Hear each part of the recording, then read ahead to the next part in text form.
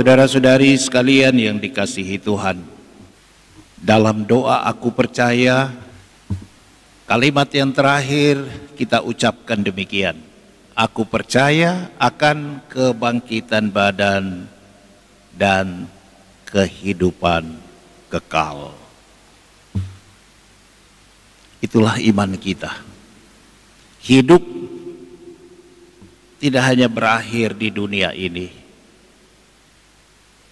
Kematian bukanlah kehancuran dan kebinasaan, tapi itu jalan menuju apa yang dalam doa syahadat kita sebut hidup yang kekal di surga, di rumah Bapa. Tentu kita semua mau masuk ke sana. Amin. Pertanyaannya, bagaimana bisa sampai ke sana? Dan itulah yang menjadi pertanyaan ahli Taurat tadi dalam dialognya dengan Yesus. Guru, apa yang harus kulakukan untuk memperoleh hidup yang kekal? Karena orang ini adalah orang pintar, ahli kitab suci lagi. Maka Yesus tinggal membaliki dia dengan balik bertanya, apa yang kau baca di dalam kitab suci? Orang ini pun menjawab karena memang dia ahli.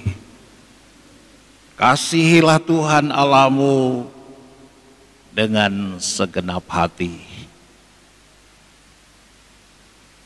dengan segenap jiwamu, dengan segenap kekuatanmu, dengan segenap akal budimu, dan kasihilah sesamamu manusia seperti dirimu sendiri. Dan Yesus tinggal mengafirmasi apa yang dia katakan. Jawabmu itu benar. Tapi karena orang ini orang pintar, dia tidak begitu saja berhenti. Dia tanya lagi, lalu siapakah sesamaku? Yesus menjawabnya dengan perumpamaan. Seorang Samaria yang baik hati, yang ketika menemukan ada orang susah di tengah jalan karena habis dirampok, lalu dia menolong. Berbeda dengan dua orang sebelumnya, seorang imam dan seorang dari kalangan Lewi. Dua orang dari kelompok elit agama tidak berbuat apa-apa, tidak melakukan kasih. Lalu Yesus bertanya, menurut kamu siapakah di antara ketiga orang itu yang berbuat kasih terhadap sesama? Dia katakan yang ketiga.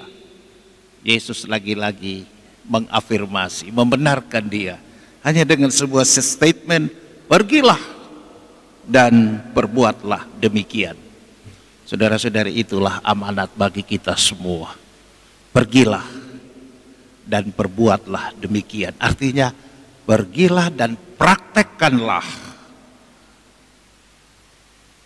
kasih kepada Allah dan kasih kepada sesama. Praktek artinya sesuatu yang harus nyata, nampak dalam seluruh peristiwa hidup kita, dalam kata dan perbuatan. Kasihilah Allahmu dengan segenap hatimu. Kitab suci mengingatkan kita, hendaklah kasihmu jangan berpura-pura. Pura-pura baik, pura-pura simpati, pura-pura menolong, pura-pura berkata-kata yang manis. Katakan kasih dengan segenap hati, dengan ketulusan. Kita mengasihi Allah dengan sepenuh hati, tidak setengah hati, tidak setengah waktu, datang terlambat masuk gereja. Sekedar contoh.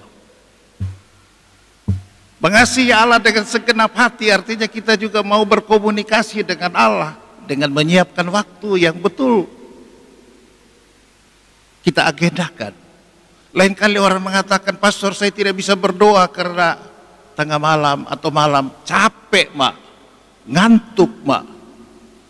Tidak ada lagi sisa-sisa tenaga. Artinya Anda memberi hanya sisa-sisa waktu, sisa-sisa tenaga, sisa-sisa energi, sisa-sisa power untuk Tuhan. Tidak segenap hati.